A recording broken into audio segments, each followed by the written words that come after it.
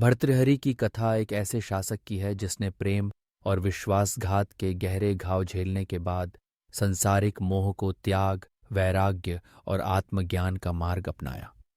उज्जैन के सम्राट भर्तृहरि अपनी रानी पिंगला के प्रति अत्यंत समर्पित थे। उनका जीवन सुख समृद्धि और भोग विलास में व्यतीत हो रहा था, परंतु नियति ने उनके लिए कुछ और ही सोच रखा था।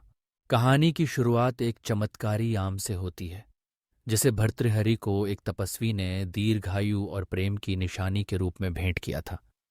राजा ने यह आम अपनी प्रिय रानी पिंगला को सौंप दिया, परंतु रानी ने इसे अपने प्रेमी सेनापति को दे दिया। सेनापति ने आम एक वेश्या को भेंट किया, जिसने अंततः इसे एक व्यापारी को दे दिया। संयोगवश यह आम फिर से भर्तृहरि के हाथों में आ गया।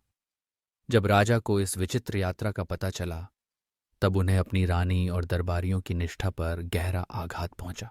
इस विश्वासघात ने भर्तृहरि के मन में संसारिक प्रेम, रिश्तों और मोह के प्रति गहरा संशय उत्पन्न कर दिया।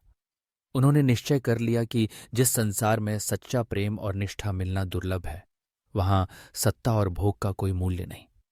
उन्होंने अपने छोटे भाई विक्रमादित्य को राज्य सौंप स्वयं संन्यास का मार्ग चुना। भर्तृहरि ने योग और साधना को अपना लिया और आत्मज्ञान की खोज में निकल पड़े। उनकी वैराग्य की यह अवस्था उनके प्रसिद्ध ग्रंथ वैराग्य शतक में परिलक्षित होती है। इस शतक में वे संसारिक आकर्षण, इच्छाओं की क्षणभंगुरता और जीवन की अस्थिरता पर गूढ़ विचार रखते हैं। वे लिखते हैं कि संसार के सुख दुख, प्रेम घृणा, लाभ हानि ऑल माया हैं। सच्चा सुख केवल आत्मचिंतन, त्याग और परमात्मा की खोज में है।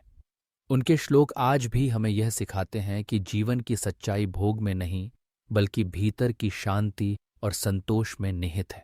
भर्तृहरि की कथा केवल एक राजा के विश्वासघात की नहीं, बल्कि मनुष्य के भीतर छिपे वैराग्य, विवेक और आत्मज्ञान की खोज की अमर गाथा है।